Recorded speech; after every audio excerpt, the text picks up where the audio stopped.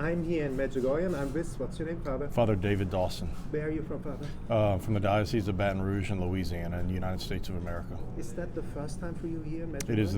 So my group that I have with me right now, all of us, I brought about 50 people with me, including Bishop Joseph Strickland. I asked him to join us for a little while. We had only one person who has ever been here before out of the 50 people, and that was Father Miles Walsh, and he's been here about 4 times. And so when we were planning the trip, I said, Father Miles, if you don't go, I'm not going. So he came on the trip as well, because he's very good friends with Maria, the visionary, even though she's not here right now, but yes. And the experience now, you are the last day of the pilgrimage. Yes, yeah. How was the experience for you as a priest? It's incredible. It's for me as a priest, I'm in a parish. I'm the only priest for 3 parishes, so I run 3 parishes and then a chapel as well. And it's just busy. Half the time I can't even be a priest. You have to be an administrator. You know, and sometimes you just want to be a priest. You know, and there's often in that environment a lot of chaos. And I came here, I'm getting goosebumps right now because as soon as I got here, there's peace. It's peace and tranquility. I didn't worry about, I really haven't worried too much about what's going on back home. Yeah, my mind's on there, but it's not overtaking me, you know. And so for me personally, the peace and tranquility that this place brings, it's the only kind of peace and tranquility that you feel that would pour out of the Blessed Mother, you know. So you feel she's here? I do. I've had some people ask me in my group, and I tell them, look, you're not obligated to believe, okay? The church has not officially taken a stance on this, okay?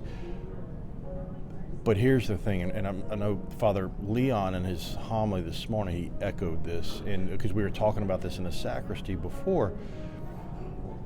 The devil creates chaos and confusion in the world, okay? He wants to put that little bit of grain of chaos in your life to cause anxiety, to cause problems, to cause emotional conflict. And so that's the devil's game. That's the game he plays. Yeah, you're not obligated to believe this, but look at the fruits that come out of this. And that's what I always tell people is look at the fruits of something, and the fruits here are incredible. I mean, one of my friends, Father Mark Beard, who is a priest in my diocese, his conversion happened here, okay? I attributed my initial step in the priesthood to here when I was in elementary school, and I was shown pictures of Medjugorje, and I knew instantly at that moment that I was going to be a priest. I took a little bit different route. I'm a later vocation, but I knew at that moment that that's what God was calling me to. This place, the fruit of it is holiness. The fruit of it is praying the rosary. The fruit of it is attending Mass more frequently, the reception of the Eucharist. The fruit of it is directing through Mary to her Son. How can that be bad? How can that be wrong? So many people go to confession. Yeah, I've been walking around and I've had more people. I wear my cassock everywhere, and I do that because a big part of it is, as one of my friends said, the cassock does 50% of the work for us. We walk in the room, you know who I am, and you know where I stand. And walking around in my cassock, I had more people just approach me out of the blue. Father, you speak American? You speak English? Yes. Can you hear my confession? Yes. And administering God's grace and mercy to people is one of the highlights of being a priest. So So this place is very special. It's a special place. You see the changes in the faces afterwards, after confession, the liberation. Oh yeah. Like it's the weight of the world coming off of one shoulder. It's like having a boulder upon you, or as Christ would say, that millstone tied around your neck. And it's cut and released. And we've had some good confessions here since I've been here. So this is I would tell anybody, look at the fruit of whatever comes out of whatever you're doing, okay? Maybe it's a certain retreat style, maybe it's a type of prayer or spirituality. Look at the fruit. And if the fruit is good and holy, then you know it has to be of God. So beautiful.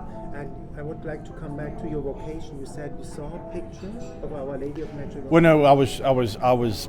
It's a very long story, and I would tell people, if you really want to see it, you need to go back and look at my homily that I gave. I think Mary TV has it on there. I will put it in the description. Yeah, if you could find it and give it to them, let them. And I told a very short version of my vocation story. If I were to tell you my full vocation story, it would take 45 minutes to an hour. Wow. And I don't have that amount of time. So don't worry. So yeah. And I know you don't. Yeah. Highlight or somebody. Yeah. A lot of people search the vocation here in Medjugorje. Yeah. What would you tell them? How can they find it? That's the problem. You don't, and I told this to my group, don't come here with expectations. If you come here with expectations, see, you've put your own personal expectation, what you want to find, what you hope to see. And if that's not what God wants you to see, then you're going to leave disappointed. Don't come here with expectations. Come here with an open heart. Come here with an open heart and let God's grace pour into it. That's the truth. That's simple. It is that simple. Just a little bit to open it up. Yeah. You know, Padre Pio said the rosary is the weapon of our times. A lot of people pray the rosary, and you saw it. What is the power of the rosary for you as a priest? So I lost my mom a while back, and the Blessed Mother. Before I even became a priest, I asked her to be my mother, And as priests, we need the Blessed Mother. She protects us. I said in that homily, she wraps us in that mantle of protection, okay? But here's the thing, is she guides us to her Son, okay? All the saints always point to Christ, right? They point to Christ because Christ is the one, he's the one who can save us. Yes. He's the one who can save us. And Mary always steps back. She points us, hey, my son's right there, but then she steps back and she lets him pour his grace into us. And what would you tell people? There's so many people out there struggling, especially now this time. The spiritual combat is so... Yeah, spiritual warfare is big time. What would you tell people how to win that spiritual combat and how their of life? Okay, so number one, go to confession. Go to confession, okay? If you are in mortal sin, you must have that stain of mortal sin, because once you're in mortal sin, the devil's got you. He's got you, okay? And as any exorcist will tell you, confession is 100 times more powerful than an exorcism, right? An exorcism is just prayers. Sacrament, capital S sacrament, confession, okay? Go to confession. Use holy water, blessed salt around your house, okay? And then pray the rosary. The rosary is that spiritual. See, Mary is the one who said yes to God, and Satan hates that. He hates that, because she had that choice.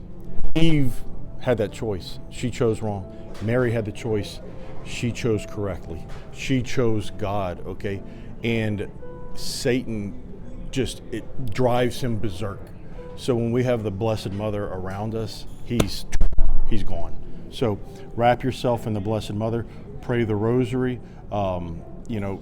keep yourself out of a state of mortal sin, keep yourself in a state of grace, and use holy water and exercise blessed salt. Did you make the experience? My brother always said, ask the question. A lot of people think that God the Father is an angry old man with a white beard, waiting to judge us, and just observing us. They're all looking hearing, like Mordor from Lord of the Rings. Somebody explained, well, this is a demonic image of God the Father. Who is God the Father? I would say that's more of a child style image, right? The beard. That's how I thought when I was a kid. Sitting on the mountain with a big beard and the big staff. God is love. I mean, and that's what St. Paul says. God is love, right? And so God wants to pour. He desires us more than anything to be with him in heaven, okay? Yes, he gives us free will. He allows us to choose what path we're going to take, okay? But his desire is for us to be with him. If he did not give us that free will, we would be like marionette puppets on a string, okay? And what is that? He doesn't want that. He wants us. He has chosen us. He has created us. He wants us to choose him. And that's what you have to do. You have to choose God. Choose a life of faith. Choose a life of holiness. Choose the church that was instituted by Christ through St. Peter, the one holy Catholic apostolic church. Yeah. There's one. There's one. Yeah. Christ did not mean for us to be all these separate. He wanted us to be one. He prayed about it. He said, He did. I pray that He prayed there that you keep them one. Yeah. He wants us to be one. Yeah. And at the end, I made the experience, Father. Did you make the same experience? The secret, which is not a secret because it's in every Our Father, thy will be done. That we are more happy when we pray and have the intention, thy will be done in my life, that we are more happy and in peace than when we try to do our will. Yeah, we complicate our own lives. We do. We're our biggest enemies. Like we dig the holes and then we trip and fall in the holes, right? If we just simplify our life, we just do God's will. We have to understand and discern God's will, right? You know, there's all these different voices in the world. There's Satan's voice, and there's the world's. There's all these different voices, but only God's voice will bring peace and tranquility into your life. And when you're discerning something, look for that peace, look for that tranquility, and you know it's of God. Yeah, that's it's simple spiritual mathematics, no? I got to wrap it up. And the last, at the end. What is your favorite place here in Medjugorje, and why would you tell people come to Medjugorje? My favorite place. I'm gonna be honest. It's for me. It's not about a place. It's about experience. Okay. So what was your favorite experience? It wasn't for me. It was for other people. Good. Yeah. It was seeing other people in the experience they had that just validated me bringing them here on this trip. You know, it's for me, when I come as a priest, I pray to receive grace, but I didn't become a priest for myself. I became a priest for the others, and to see others have their conversions, to see others encounter God while they're here, to me, that's more beautiful than anything. That's more beautiful than anything. And I think people, again, if something produces good fruit, like this place, then why wouldn't you want to come? Why wouldn't you come? I mean, you know, if you have the means and you're able to come, check it out, you know. Nobody's telling you have to believe when you get here, but I guarantee you'll be glad you did come. Yeah. Thank you so much, Father. Okay, all right.